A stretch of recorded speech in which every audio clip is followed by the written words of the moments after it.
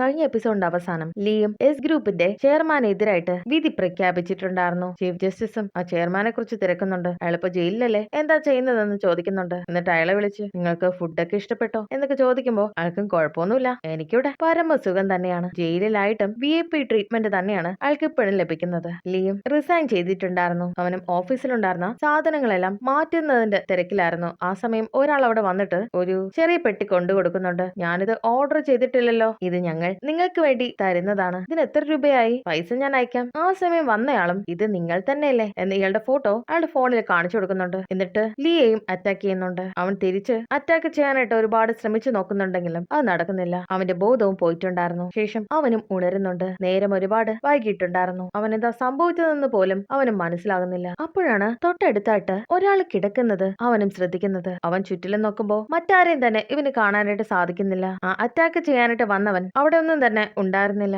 അവനും എങ്ങനെയൊക്കെയോ എഴുന്നേറ്റ് വന്ന് ആ അടുത്ത് കിടക്കുന്ന ആളെ എഴുന്നേൽപ്പിക്കാനായിട്ട് ശ്രമിക്കുന്നുണ്ടായിരുന്നു. അയാളെ കൃത്യമായിട്ട് നോക്കുമ്പോഴാണ് അയാൾക്ക് നന്നായി മുറിവേറ്റിട്ടുണ്ടായിരുന്നതായും അയാള് മരിച്ചതായും ലീക്ക് മനസ്സിലാകുന്നത്. ആ മരിച്ചു കിടക്കുന്നത് പ്രോസിക്യൂട്ടറായ ജീനയ്ക്ക് എസ് ഗ്രൂപ്പിനെതിരെ തെളിവ് കൊടുത്തിട്ടുണ്ടായിരുന്ന ആളാണ്. അവിടെ നിന്നിട്ടും ഒരു കത്തിയും ലീക്ക് കിട്ടിയിട്ടുണ്ടായിരുന്നു. ആരോ മനഃപൂർവ്വം ഇവന് കൊടുക്കാനായിട്ട് നോക്കുന്നതാണെന്ന് ഇവനും മനസ്സിലാകുന്നുണ്ട്. ഇവനാകെ വിശ്വാസമുള്ളത് ജീനയും മാത്രമാണ്. അവളെ വിളിച്ച് കാര്യം പറയുന്നുണ്ട്. അത് ആരാണെന്ന് അവളും ചോദിക്കുമ്പോ അവനും ഡീറ്റെയിൽസ് പറഞ്ഞു കൊടുക്കുന്നുണ്ട്. അപ്പോഴാണ് അവൾക്കും അയാൾ ഓർമ്മ വരുന്നത്. ഇവൾക്ക് ആ ഒരു തെളിവ് കൊടുത്തിട്ടുണ്ടായിരുന്നത് ആ മനുഷ്യനാണ്. നിങ്ങൾ ഇപ്പൊ തന്നെ അവിടെ നിന്ന് ഇറങ്ങണം, നിങ്ങളുടെ ഫിംഗർ പ്രിന്റ് അവിടെ എല്ലാം ഉണ്ട്, കൊല ചെയ്ത ആയുധവും അവിടെ ഉണ്ടെന്നല്ലേ പറഞ്ഞത്. ഇതെന്തായാലും ആ ടെസിക്ക് നിങ്ങൾക്കെതിരെ ചെയ്തിട്ടുണ്ടായിരുന്നതാണ്, നിങ്ങൾക്ക് ഒറ്റയ്ക്ക് ഇത് ശരിയാക്കാനായി സാധിക്കില്ല, ഞാൻ ഇപ്പൊ തന്നെ അവിടേക്ക് വരാം, അതിനവനും ഞാൻ സ്വന്തമായി എന്റെ നിരപരാധിത്വം ഞാൻ തെളിയിക്കും എന്ന് പറഞ്ഞ് കോള് കട്ട് ചെയ്യുന്നുണ്ട്. ഇവളും വേഗത്തിൽ അവന്റെ അടുത്തേക്ക് പോകുന്നുണ്ട്. ഇവനും ഇവനെതിരെ ഉണ്ടാക്കുന്ന എല്ലാ തെളിവുകളും നശിപ്പിക്കാനായിട്ട് ശ്രമിക്കുന്നുണ്ട്. ആ രക്തം പുരണ്ടിട്ടുണ്ടായിരുന്ന ഡ്രസ്സും എടുത്തുകൊണ്ട് അവനും രക്ഷപ്പെടാനായിട്ട് ശ്രമിക്കുന്നു. പുറകിലത്തെ വാതിലിലൂടെ അവനും പുറത്തേക്ക് വരുന്നുണ്ട്. അവിടെ നിന്നും രക്ഷപ്പെടാൻ കുറച്ച് ബുദ്ധിമുട്ടായിരുന്നു. കുറച്ച് ഉയരത്തിലായിരുന്നു അവന്റെ ഓഫീസ് ഉണ്ടായിരുന്നത്. അവനും അവിടെ നിന്ന് എടുത്ത് ചാടുന്നുണ്ട്. എന്നിട്ട് പോകാനായിട്ട് ശ്രമിക്കുമ്പോഴാണ് ഇവനെ അടിച്ചിട്ടിട്ടുണ്ടായിരുന്ന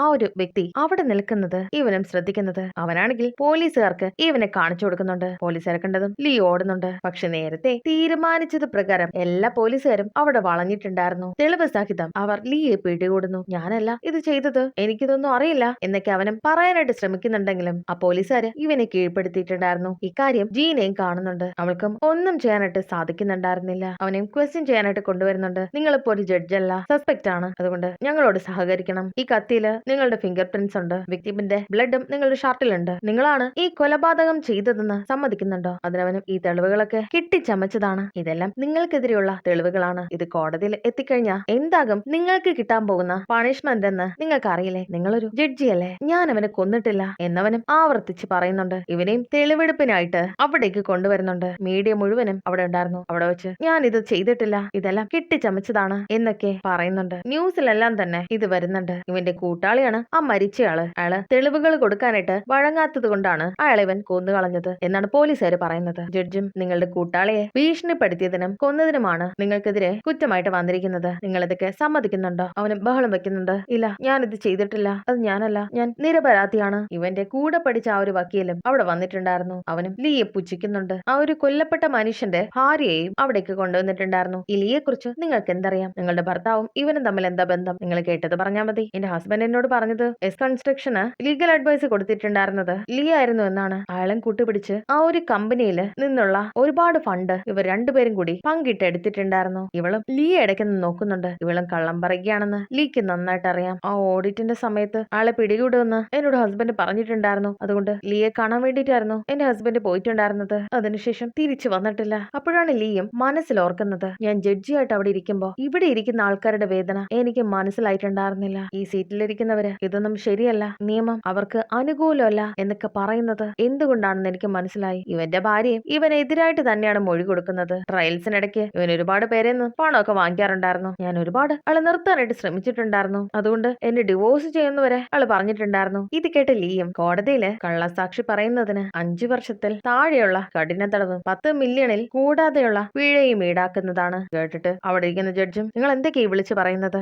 ഞാൻ സിഹിയോട് ഒരു കാര്യം പറയുകയാണ്, അവളിപ്പോ ചെയ്യുന്ന കുറ്റകൃത്യത്തെ പറ്റി. അവളും കള്ളം തന്നെയാണ് പറയുന്നത്. ശേഷം ജയിലിലേക്ക് ഇവന്റെ കൂട്ടുകാരനും ഇവനെ കാണാനായിട്ട് എത്തിയിട്ടുണ്ടായിരുന്നു. നീ ഒരു കാര്യം അറിഞ്ഞോ? ആ ഒരു ഹോസ്പിറ്റലിൽ നിന്ന് നിന്റെ അച്ഛനെ ചവിട്ടി പുറത്താക്കിയിട്ടുണ്ട്, നിനക്ക് വിശ്വാസമല്ലേ എന്ന് പറഞ്ഞിട്ട് ആ ഒരു വീഡിയോ അവന് കാണിച്ചു കൊടുക്കുന്നുണ്ട്. അവന്റെ അച്ഛനെയും അവിടെ നിന്നും എവിടേക്കോ കൊണ്ടുപോകുന്നുണ്ട്. നീ എന്റെ അച്ഛനെ എന്താ ചെയ്തത്? അയാളെയും കൊണ്ട് ഏതോ ഒരു തെരുവിൽ കിടക്കുന്ന ആൾക്കാരുടെ കൂടെ കൊണ്ട് കിടക്കുന്നുണ്ട്. എന്തിനാടാ നീ ഇതൊക്കെ ചെയ്തത്? നീ ഞങ്ങളെ ചതിച്ചില്ലേ, അതുകൊണ്ടാണ് ഇതൊക്കെ ചെയ്തത്. അതുകൊണ്ട് നീ ഒരു കാര്യം ചെയ്യണം, ഞാനൊരു ടാബ്ലറ്റ് നിനക്ക് തരുന്നുണ്ട്, മര്യാദയ്ക്ക് ഇത് കഴിച്ചോ. ഇതേ ടാബ്ലറ്റ് തന്നെയല്ലേ ആ എസ് കൺസ്ട്രക്ഷന്റെ സ്റ്റാഫും കഴിച്ച് ജയിലിൽ വെച്ച് മരിച്ചിട്ടുണ്ടായിരുന്നത്. ലീം ദേഷ്യപ്പെടുന്നുണ്ട്. ഇത് ടെസിക്ക് ചെയ്തിട്ടുണ്ടായിരുന്നതല്ലേ, അവനല്ലേ ഇതിന്റെയൊക്കെ പിന്നിൽ. അതിന് വല്ല സംശയമുണ്ടോ? നിന്റെ ഭാര്യയെ കുറിച്ച് തന്നെ നീ ആലോചിച്ച് നോക്ക്. ടെസിക്ക് തന്നെയാണോ ഇതിന്റെ പിന്നിലെന്ന് നിനക്ക് തോന്നുന്നുണ്ടോ? നിയമം അറിയാവുന്ന ആരെങ്കിലും ആയിരിക്കില്ലേ. അവന് മനസ്സിലാകുന്നുണ്ട് ഇതാ ചീഫ് ജഡ്ജ് അയാൾ ചെയ്തതാണ്. അത് മാത്രല്ല, നീ നഴ്സിംഗ് ഹോമില് അലമാരയില് കുറച്ച് പണം സൂക്ഷിച്ചിട്ടുണ്ടായിരുന്നില്ലേ, അത് ഞാൻ എടുത്തു കേട്ടോ. നീ ഒരുപാട് സമ്പാദിച്ച് കൂട്ടിയിട്ടുണ്ടായിരുന്നല്ലോ. അവന് കൂട്ടുകാരനെ അറ്റാക്ക് ചെയ്യാനായിട്ട് പോകുന്നുണ്ട്. നീ ഒന്നുമില്ലാതെ ഇവിടെ വന്നവനല്ലേ, പിന്നെ നീ എന്തിനാ ഇങ്ങനെയൊക്കെ ചെയ്തു കൂട്ടുന്നത്? നീ എന്തായാലും മരിക്കാനായിട്ട് പോവുകയല്ലേ, ആ പണം വേസ്റ്റ് ആയി പോകരുതല്ലോ. ഇവന് ഇങ്ങനൊരു മുഖം ഉണ്ടാകുമെന്ന് ലീ ഒരിക്കലും പ്രതീക്ഷിച്ചിട്ടുണ്ടായിരുന്നില്ല.